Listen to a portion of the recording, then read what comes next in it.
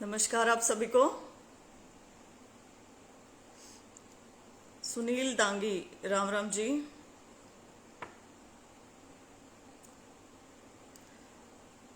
संदीप माचरा, राम राम भाई। Sandeep Sharma, good evening sir.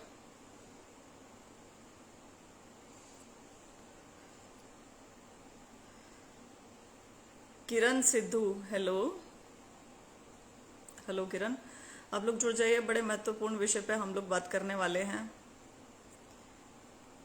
समाज का सबसे अपेक्षित वर्ग, जहां कैसे उन्हें इग्नोर किया जा रहा है। आश्वासन पे आश्वासन का गेम चल रहा है, कोई सुनने को तैयार नहीं है, कुछ नहीं है। तो मुझे लगता है पढ़े लिखे वर्ग का अब ये उत्तरदायित्व बनता है कि हम उनकी आवाज बने, उनकी आवाज आगे तक पहुंचाएं। अकेले वो संघर्ष कर रहे हैं बैठ के। Let's help them out of responsibility, sense of duty. जो कुछ भी आपको समाज ने दिया है, आप पढ़े लिखे हैं, आपका उत्तरदायित्व बनता है कि आप समाज को लौटाएं भी। जो आपसे कमजोर हैं, जो आपको दिख रहा है, तो आप उनके लिए आवाज भी बने, उनकी आवाज उठाएं भी। अमित एचआर, हेलो भाई। करण सिंह, अच्छे खासे लोगों का अधिकार ही नहीं दे रहे हैं ये लोग। ये बात तो बिल्कुल सच है भाई, लेकिन फिर भी हमारे हाथ पैर तो हैं कम से कम। मतलब इतनी छोटी सी मैंने चीज देखी कि किसी सरकारी दफ्तर में जाना है तो हम आराम से चले जाएंगे, और हमने कभी शायद सोचा भी नहीं होगा कि इनके लिए वो कितना बड़ा टास्क है। रैंप के आगे व्हीकल लगा दिए जाते हैं, पार्किंग कर दी जाती है, जिसमें अधिकारी तक हाथ खड़े कर रहे हैं कि हम क्या करें जी। रैंप के आगे पार्किंग करके चले जाते हैं, कुछ कर ही नहीं सकते। तो वो मतलब उस दिन उस रैंप पे चढ़ के अधिकारी के ऑफिस तक नहीं जा सकते, और मान लीजिए पहुंच भी जाए तो अधिकारी मिलेगा या नहीं मिलेगा, ये बहुत बड़ी टास्क है। मंजीत सहरावत, राम राम। करण आर्य, नमस्ते। Mukesh Gupta, hello. Rahul Jaglan, thank you.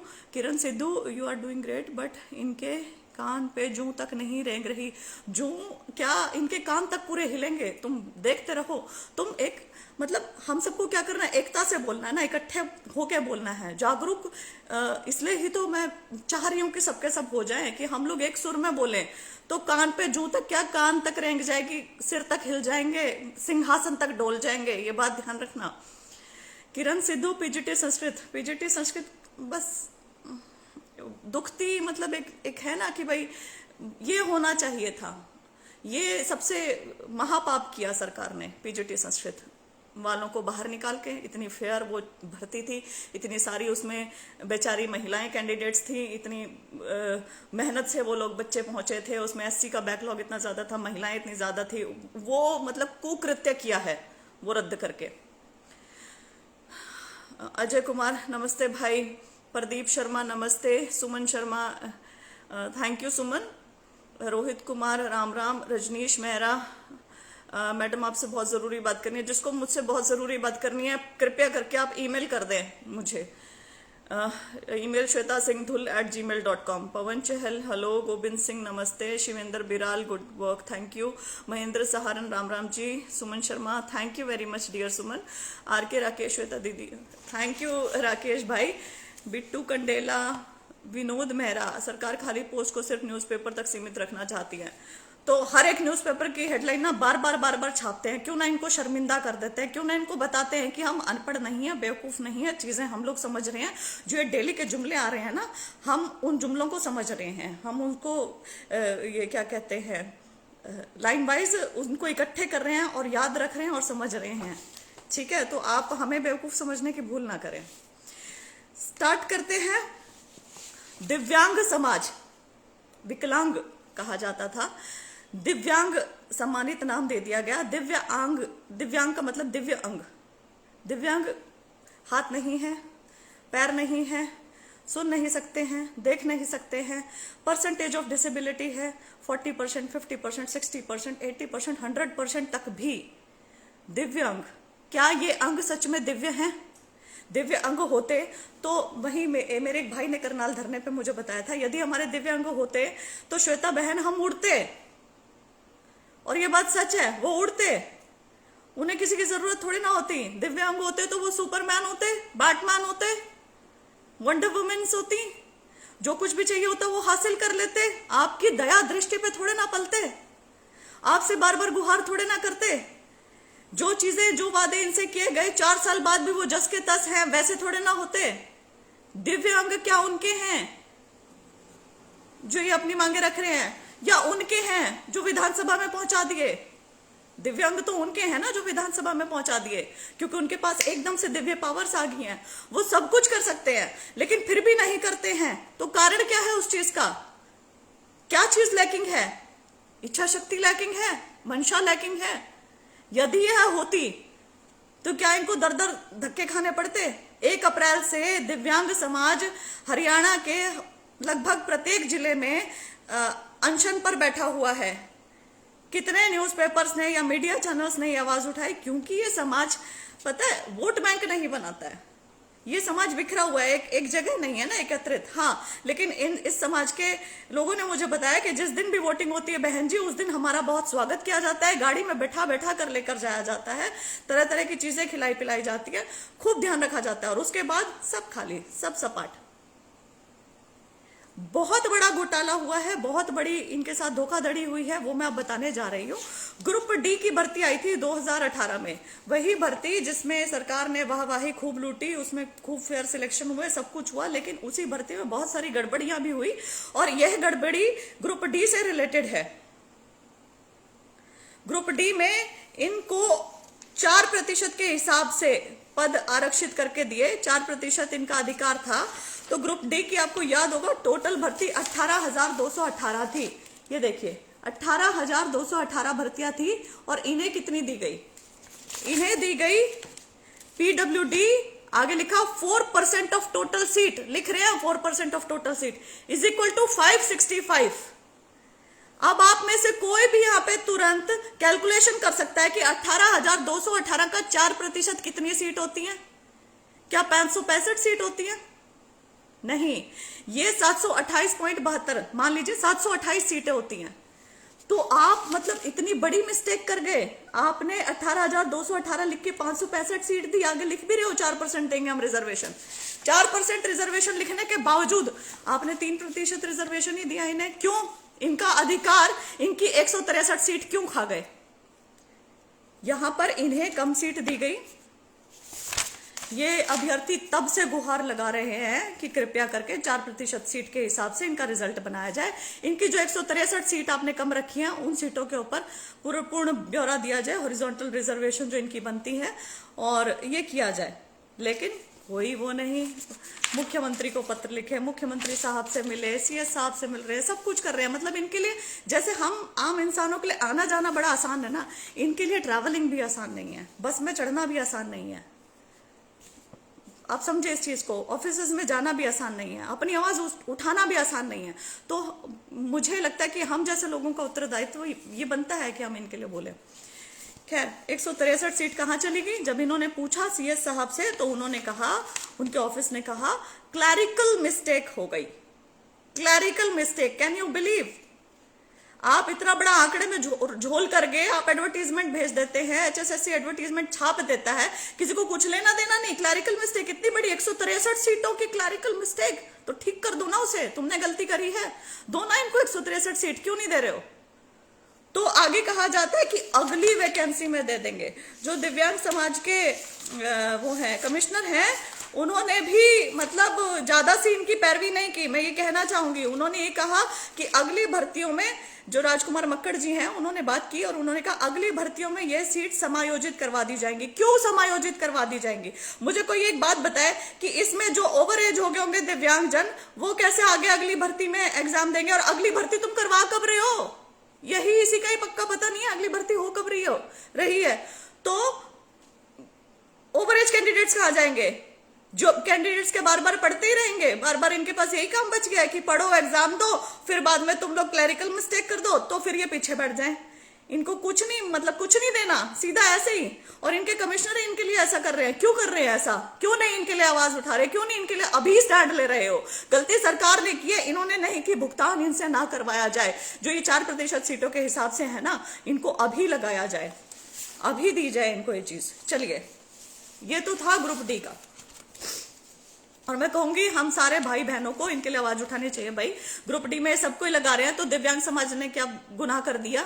163 seat तो इनकी खाए बैठे हो, वेटिंग अलग है इनकी। 15 नवंबर 2021 को लेटर रिलीज होता है, ठीक है।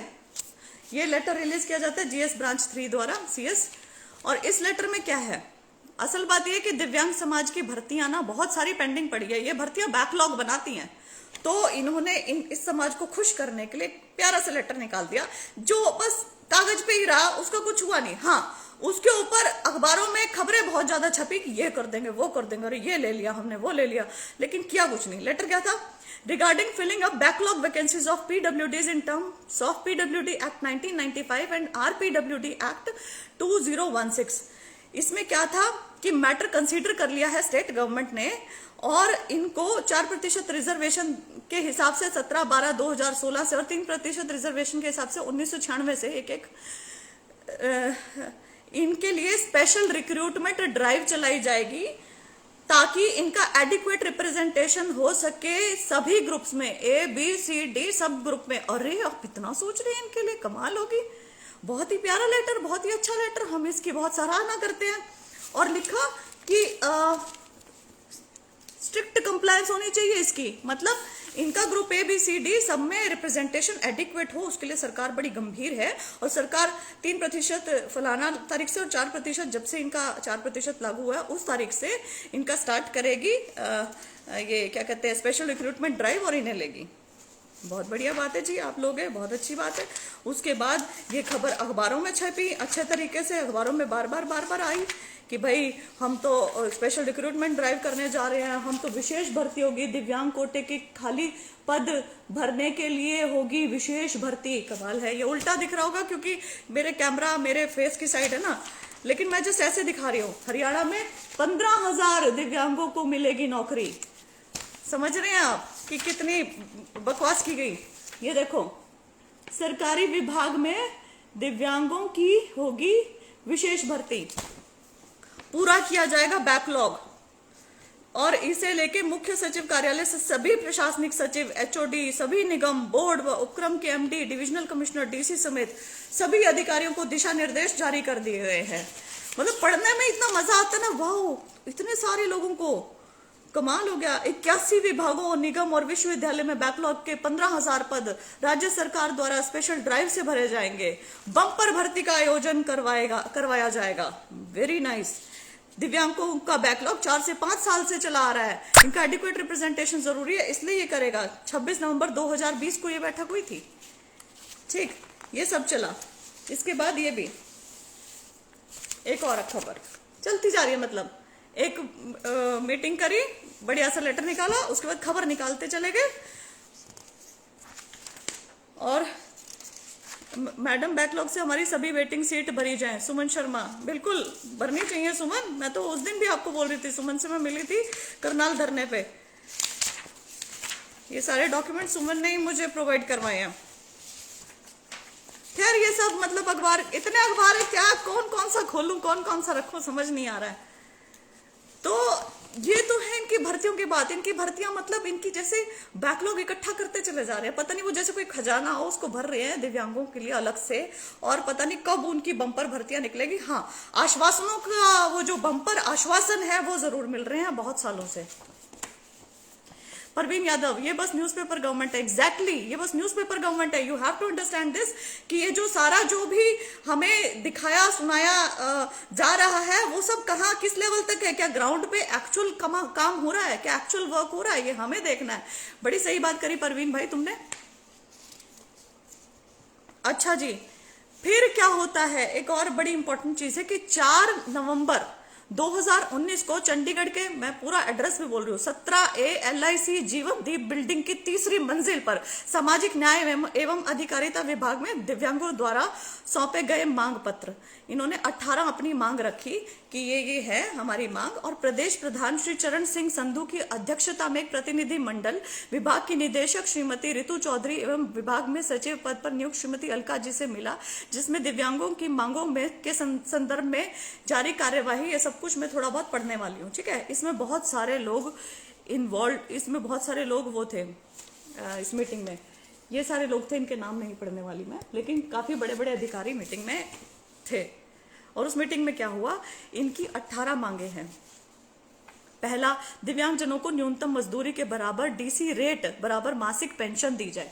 देखिए, दिव्यांगजनों के लिए ना मासिक पेंशन बहुत जरूरी है। ये समझा जाए कि उनके हाथ पैर कईयों के बहुत कई प्रतिशत तक काम नहीं करते हैं, तो नॉर्मल इंसान को ही बाहर नौकरी नहीं मिल रही है, आप सोचिए दिव्यांगजन को नौकरी कैसे मिलेगी।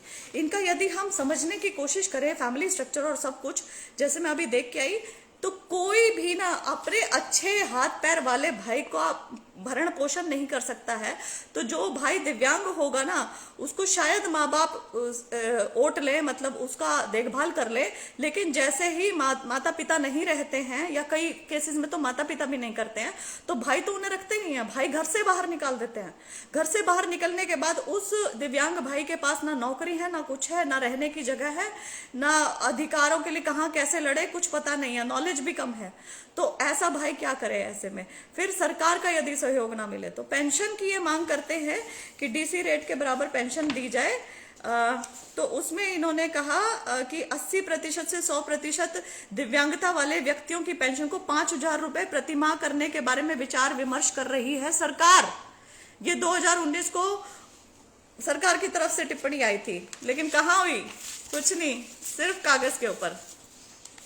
हरियाणा में 40% दिव्यांग पेंशन बस पास रेल पास बनाए जाएंगे, चाहते बस पास रेल पास बनाए जाए 40% पर।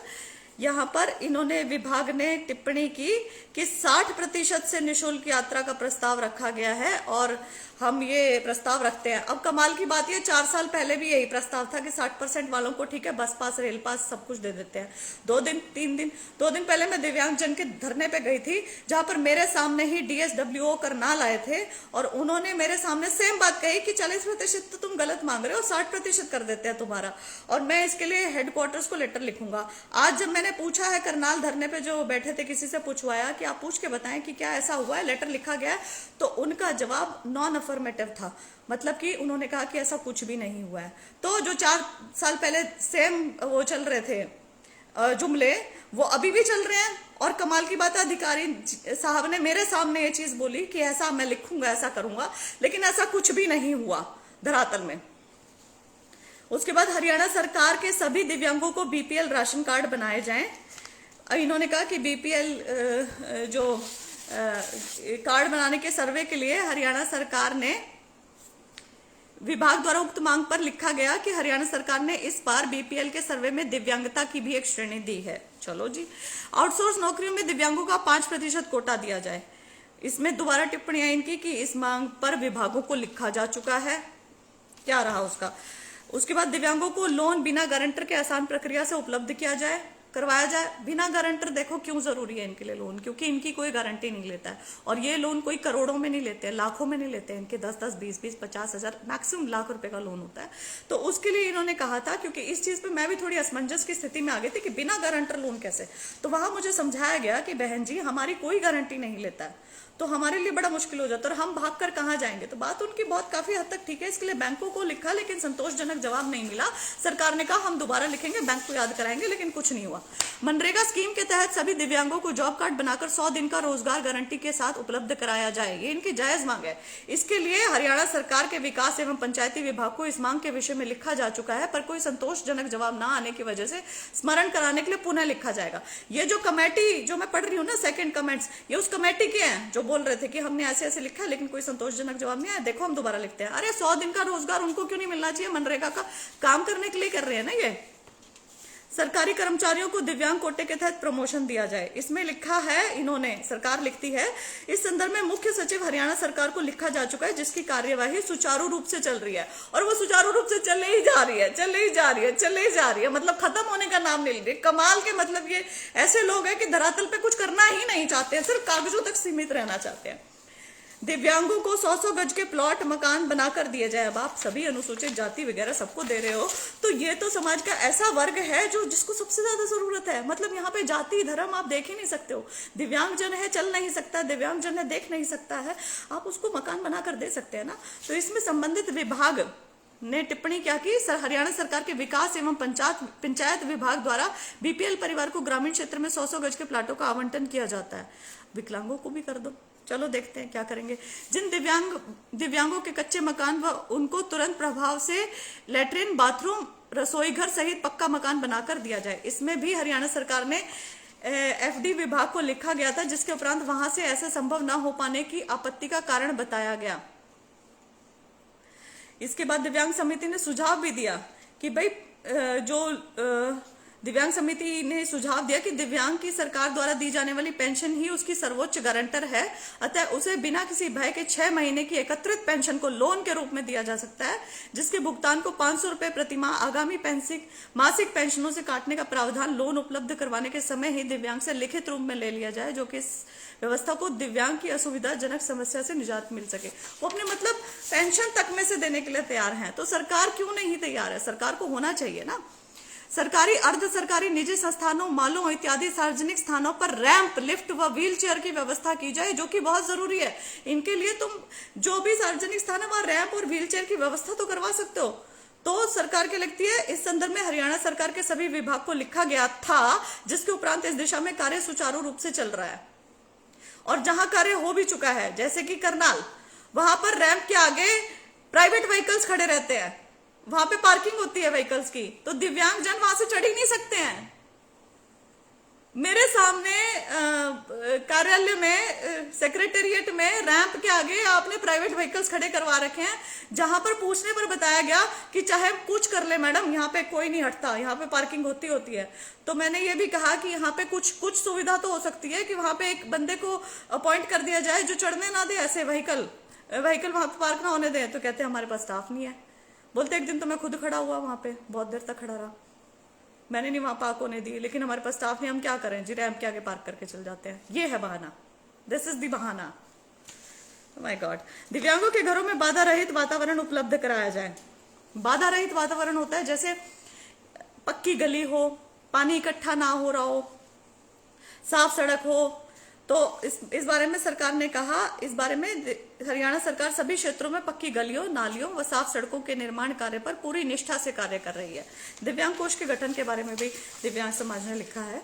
सभी दिव्यांग व्यक्ति द्वारा, अब ये कितनी जायज मांग में पढ़ने जा रही हूँ, सभी दिव्यांग व्यक्ति द्वारा दिव्यांग महिला से शादी होने पर अंतरजातीय विवाह शगुन योजना के तहत सहायता राशि उपलब्ध करवाई जाए। आपको पता होगा कि इस संदर्भ में अनुसूचित जाति पिछड़े वर्ग विभाग की तरफ से SC/BC जाति की चल रही विवाह शगुन योजना के बारे में आपको पता होगा कि इंटरकास्ट मैरिज ऐसे में होती है, तो उनको अंतरजातीय विवाह शगुन योजना के तहत पैसे दिए जाते हैं। तो क्यों ना ये पैसे दिव्यांग समाज के इनको भी दिया जाए, युवाओं को भी दिया जाए जो अन्य दिव्यांग लड़की या दिव्यांग लड़के से विवाह करते हैं। तो यदि ये आपस में ऐसे विवाह करते हैं और एक दूसरे का सहारा बनना चाहते हैं, तो मुझे लगता है सरकार को भी इससे प्रॉब्लम नहीं होनी चाहिए और सरकार को ये राशि इनको देनी चाहिए, रिलीज करनी चाहिए। दिव्यांग व्यक्ति व दिव्यांग आश्रित के बीमार होने पर निःशुल्क इलाज की व्यवस्था की जाए। ये बहुत ही जायज मांग है, निःशुल्क इलाज मांग रहे हैं, ये कोई बड़ी बात नहीं है, कोई ज्यादा इनकी जनसंख्या नहीं है हरियाणा में, आप कर सकते हो वो चीज, आपकी मंशा इच्छा शक्ति होनी चाहिए। तो इस संदर्भ में सामाजिक न्याय एवं अधिकारिता विभाग द्वारा हरियाणा सरकार के स्वास्थ्य विभाग को पहले ही लिखा जा चुका है, परंतु इस समस्या के समाधान हेतु कोई संतोषजनक जवाब न उठाने के कारण स्वास्थ्य विभाग को पुनः स्मरण पत्र लिखा जाएगा। तो ये लिखा ही जा रहा है जी, कुछ नहीं हो रहा है इसके ऊपर, कुछ भी नहीं, नथिंग इज हैपनिंग। दिव्यांगों के सहायक उपकरण जैसे ट्राईसाइकिल, कानों की मशीन, क्लिपर, छड़ी इत्यादि सभी प्रकार के उपकरणों का विवरण आवेदन करने के 1 माह के अंदर अंदर उपलब्ध करवाया जाए। इसमें संबंधित विभाग की टिप्पणी दोबारा से होती है कि दिव्यांगों को रेड क्रॉस विभाग द्वारा समय समय पर जरूरत के अनुसार उपकरण दिव्यांग से संबंधित जिले के रेड क्रॉस में दिए जाते हैं व भारत सरकार एमलिको द्वारा भी कैंप लगाकर उपकरण प्रदान किए जाते हैं। ये है, ऐसा सरकार करती है विद टाइम, लेकिन कई लोगों को बहुत ज्यादा जरूरत होती है, तो उसके लिए भी सरकार कुछ ना कुछ प्रबंधक करे।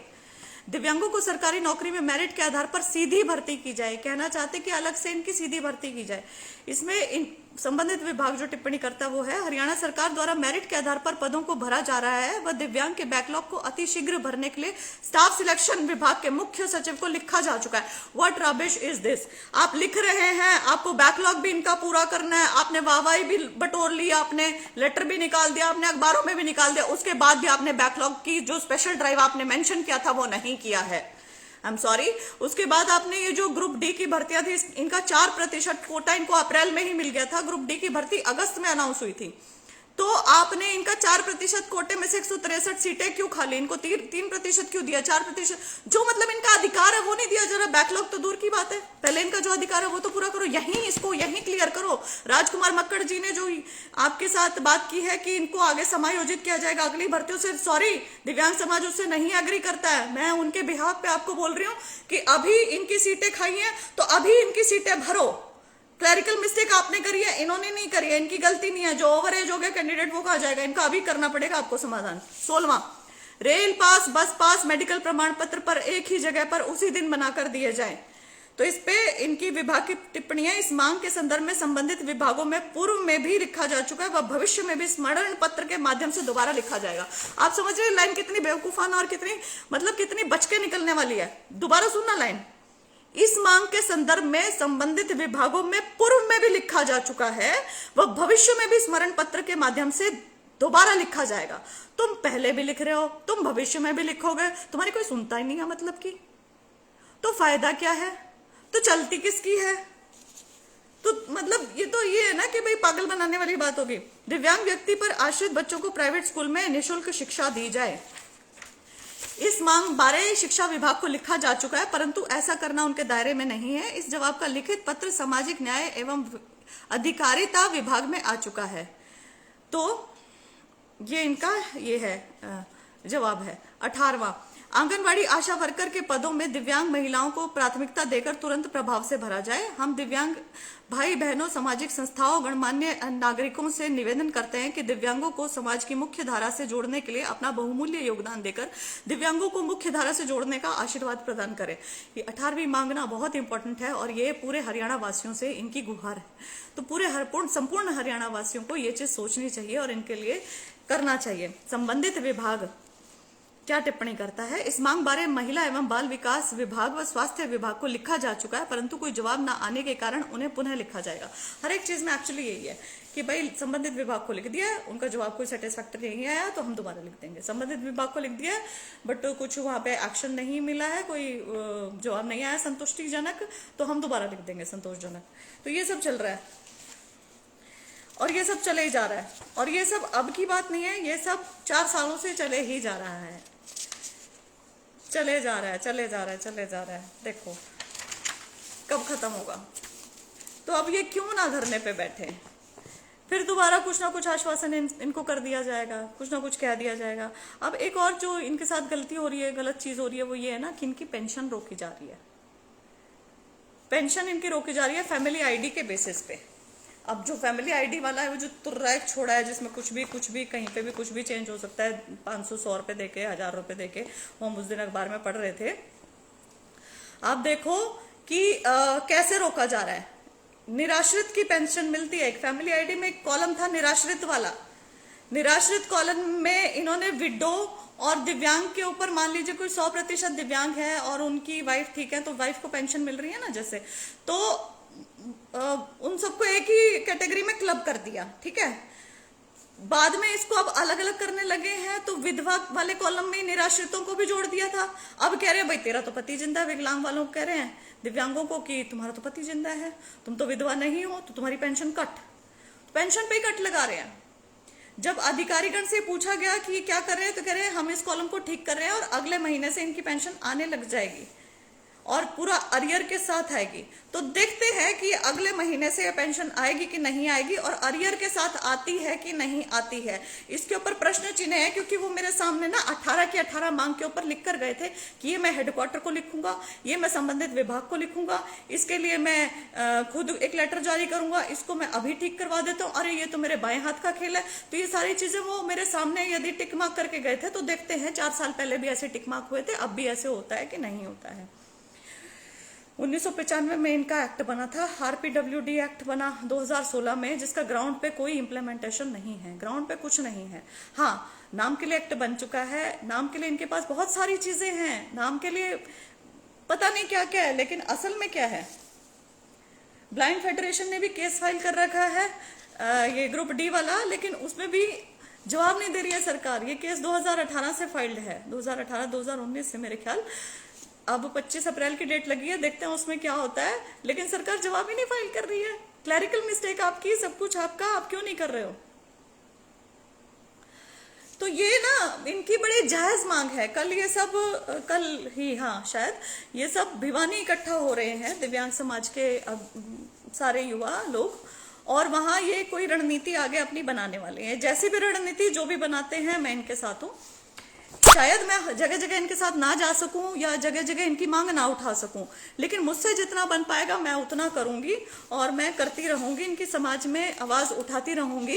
क्योंकि मुझे देखिए कुछ चीजें ऐसी होती है कि हम घर बैठे ना शायद समझ नहीं सकते हैं, लेकिन जब हम इनके बीच में जाके बैठेंगे ना तब हमें समझ में आएगा कि सच में कितनी ज्यादा प्रॉब्लम्स हैं इस समाज में,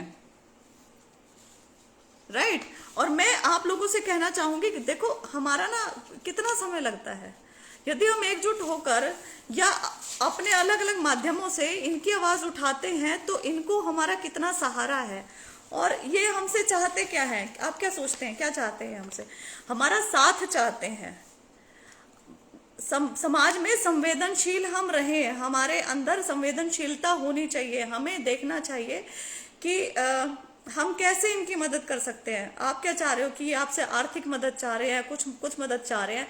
हर कोई इंसान ना अपने हाथ से कमा के खाना चाहता है, खुद सेल्फ डिपेंडेंट होना चाहता है, सशक्त होना चाहता है खुद। दूसरे का लेके कितने दिन कोई खा लेगा, लेकिन यदि वो खुद में सक्षम रहा तो उसे किसी की क्या जरूरत है। यदि उसको 100 गज का प्लाट, मकान कुछ भी मिल जाता है, उसे कहाँ जाने की जरूरत है, उसके पास पेंशन आ जाती है, उसको कहाँ जाने की जरूरत है। एक दिव्यांग जो हम एंटरटेनमेंट, जो हम चीजें सोचते हैं, शायद वो चीजें उनकी लिस्ट में हो ही ना। वो सिर्फ जीना सोचते हो कि मैं कोई एक सम्मानजनक जीवन जी लूं, जहां 4 लोगों से अच्छे से मैं बात कर सकूं, मेरा पड़ोस अच्छा हो, सम्मान पूर्वक मैं उनसे बात कर सकूं, अपने घर चाय पिला सकूं, मैं उनके घर चाय पीने जा सकूं। मुझे नहीं लगता इससे ज्यादा कोई चीज होगी। या किसी का बच्चा है, दिव्यांगजन है, किसी भी तरीके से खा कमा रहे हैं, वो अपने बच्चों को अच्छी शिक्षा देना चाहते हैं, दैट्स इट। सम्मान पूर्वक जीवन जीना चाहता है हर इंसान। तो हम उसमें कैसे हेल्प कर सकते हैं? हम उसमें ऐसे हेल्प कर सकते हैं कि डियर सरकार, रिस्पेक्टेड सरकार, आप इनको बार बार आश्वासन दे रहे हैं, लेकिन आप आश्वासन इनके, आपने जो जो वादे करे आप पूरे नहीं कर रहे हैं। आप बार बार कहते हैं कि आप इस समाज के प्रति संवेदनशील हैं, आप इस समाज के लिए कुछ अच्छा करना चाहते हैं, सब कुछ चीजें, तो आपको और कुछ करने की जरूरत नहीं है। जो आपने कह रखा है ना, एटलीस्ट वो कर दें। Don't be a paper government, be paperless. कोई बात नहीं, लेकिन आप जो कहें वो करके दिखा दें। तो खैर, इसी के साथ मेरी हाथ जोड़कर सबसे विनती है कि आप इस समाज की दुख को समझें और पढ़े लिखे होने के नाते, हरियाणा के नागरिक होने के नाते और संवेदनशील होने के नाते, अच्छे भविष्य, अच्छे हरियाणा के डेवलपमेंट होने के नाते, इंक्लूसिव यदि हम चाहते हैं कि हमारे प्रदेश का, हमारे देश का डेवलपमेंट हो, तो इनकी आवाज उठाएं, सरकार तक पहुंचाएं। बहुत बहुत धन्यवाद।